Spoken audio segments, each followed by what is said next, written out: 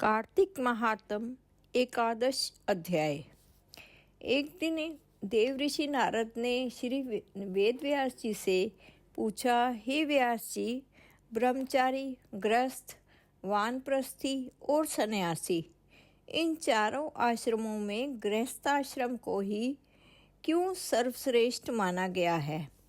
इस बारे में जानने की मेरी प्रबल इच्छा है। तब व्यास जी ने कहा, हे नारद, जैसे समस्त नदियाँ समुद्र में जाकर आश्रय पाती हैं और सभी जीव माता का आश्रय पाकर जीवित रहते हैं, उसी प्रकार भिक्षुक, ब्रह्मचारी, सन्यासी, विद्यार्थी, गुरु पूजक तथा यात्री, ये 6 जीविका रहित होने पर भी गृहस्थों का ही आश्रय पाते हैं। ध्यान से सुनो, इस संबंध में मैं तुम्हें एक पुरातन इतिहास सुनाता हूँ। प्राचीन काल में उत्तानपाद राजा का उत्तम नाम का पुत्र अत्यंत बलवान तथा मदिरा पीने वाला था। राजा रानी दोनों स्नेहपूर्वक रहते थे। एक दिन राजा ने वेश्या का नृत्य देखते हुए मदिरा पान किया, साथ ही अपनी स्त्री से भी मदिरा पीने का आग्रह किया, परंतु रानी ने उसका कहना नहीं माना। तब राजा ने क्रोधित होकर अपने सेवकों को निर्जन वन में रानी को छोड़ आने की आज्ञा दी। अनुचरों ने राजा की आज्ञा का पालन किया। इसके पश्चात राजा ने दूसरा विवाह नहीं किया। रानी के वियोग को सहते हुए राजा प्रजा का पुत्र के समान पालन करने लगा। एक दिन एक ब्राह्मण ने राजा उत्तानपाद के समीप पाकर निवेदन किया, हे राजन, मेरी स्त्री का किसी ने अपहरण कर लिया है। इस कारण मैं अत्यंत दुखी हूँ। आप मेरी पत्नी की तलाश करवा कर मुझे वापस दिलाने की व्यवस्था करें। राजा ने कहा, हे महाराज, मुझे नहीं मालूम कि आपकी स्त्री को कौन, किधर और कहाँ ले गया है। इस स्थिति में उसे ढूंढकर कहाँ से ला सकता हूँ? ये सुनकर ब्राह्मण बोला, राजन, छठा भाग कर के रूप में प्राप्त करने के कारण आप प्रजा के रक्षक हैं। मेरी स्त्री अपने घर में सो रही थी, वहाँ से उसे कोई हर कर ले गया है। अतएव आपका कर्तव्य है कि आप उसे कहीं से भी ढूंढ कर लाएं। राजा ने कहा, हे विप्र, मैंने आपकी स्त्री को कभी नहीं देखा है और ना ही मैं ये जानता हूँ कि वे कैसे रंग रूप व स्वभाव वाली है। तब मैं उसे कैसे खोज सकता हूँ? यह सुनकर ब्राह्मण बोला, यद्यपि वह कर्कश स्वभाव की, कठोर वचन बोलने वाली, काले रंग की और कुरूपा है, तथापि मैं उसकी निंदा नहीं करता, क्योंकि वह मेरी पत्नी अर्थात अर्धांगिनी है।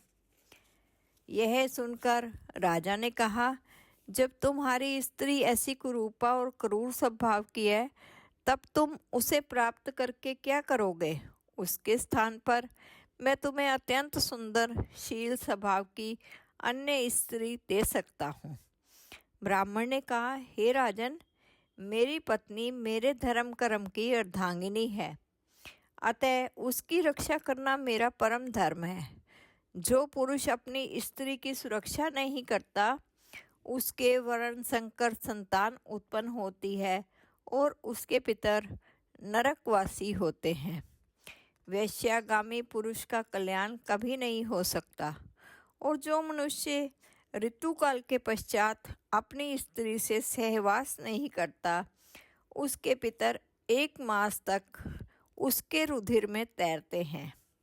ब्राह्मण के ऐसे वचन सुनकर राजा अपने अस्त्र लेकर और रथ पर सवार होकर उस स्त्री को खोजने चल दिया। कुछ दूर जाकर उसने एक आश्रम देखा, जिसमें एक महान तपस्वी कुशा के आसन पर विराजमान थे। राजा को आश्रम में आया देखकर भी ऋषि ने उसका कोई आदर सत्कार नहीं किया।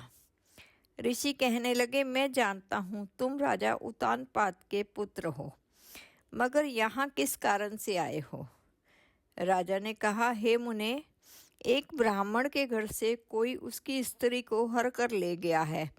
मैं उसी की खोज में इधर आया हूँ, मगर ना तो आपने मुझे अर्घ्य दिया और ना ही किसी प्रकार का आदर सत्कार किया।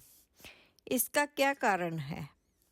ऋषि ने उत्तर दिया, हे राजन, तुम अर्घ्य के योग्य होते हुए भी इस समय उसके पात्र नहीं हो, क्योंकि तुमने अपनी निरपराध स्त्री का वन में त्याग किया है।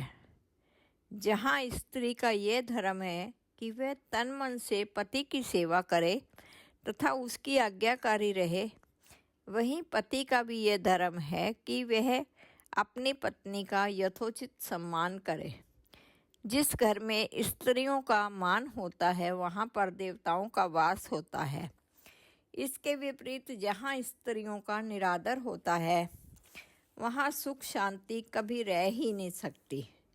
इतना सुनकर राजा अत्यंत लज्जित होकर पूछने लगा, भगवान, आप भूत भविष्य और वर्तमान तीनों कालों के जानने वाले हैं, अतएव कृपा करके बताइए कि ब्राह्मण की स्त्री को हर कर कौन, क्यों और कहाँ ले गया है।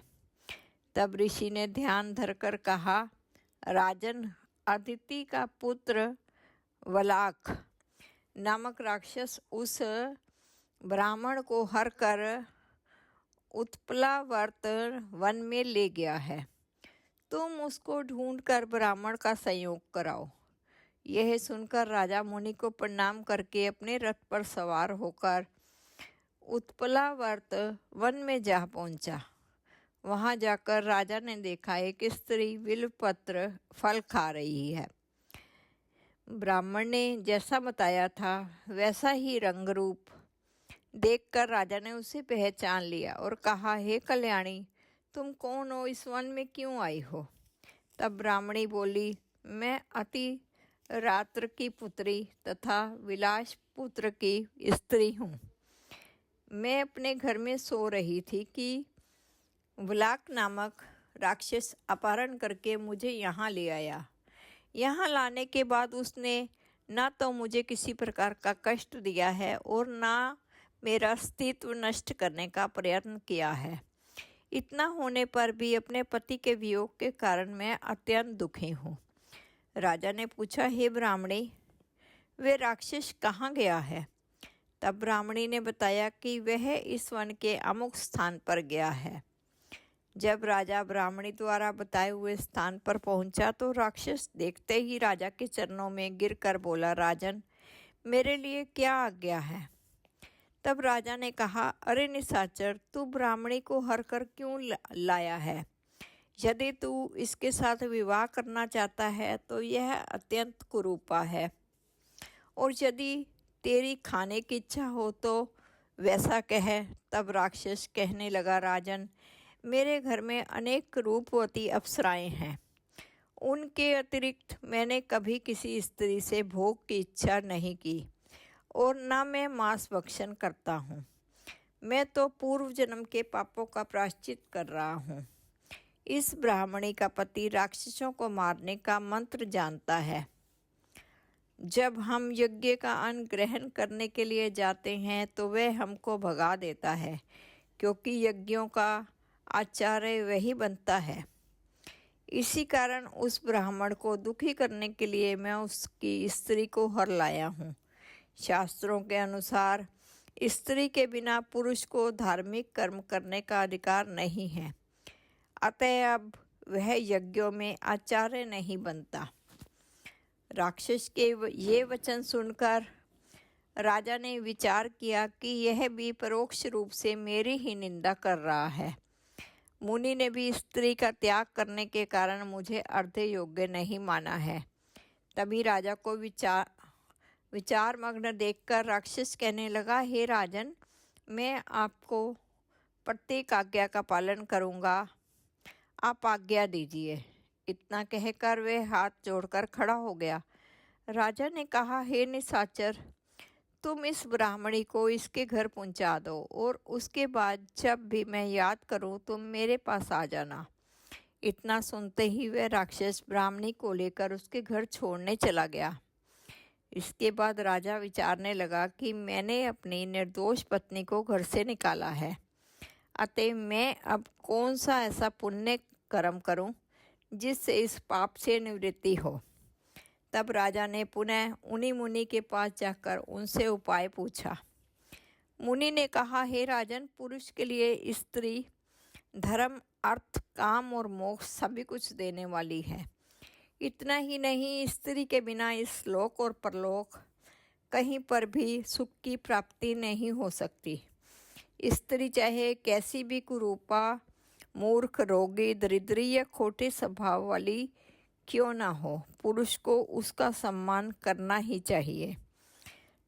पश्चाताप करते हुए राजा ने कहा, हे मुनि, मैंने अपनी निर्दोष पतिव्रता स्त्री को त्याग दिया है, अतएव अब मैं क्या करूं?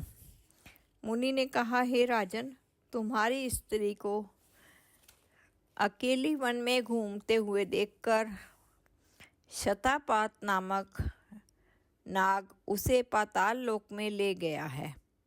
उस नाग की नंदा नाम की एक कन्या है जिसने उसको घर में छिपा रखा है।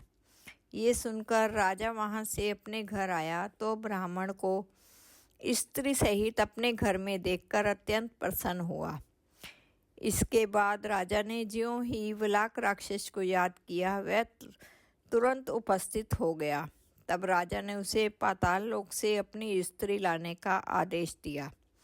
आज्ञा मिलते ही वलाक पाताल लोक गया और वहाँ से राजा की स्त्री लाकर उसको सौंप दी। तदंतर राजा और रानी स्नेह पूर्वक रहने लगे। नारद जी ने अंत में कहा, हे राजा पृथु, यह गृहस्थ आश्रम महात्म हमने तुमको विस्तार पूर्वक सुनाया। अब और क्या सुनना चाहते हो सो कहो।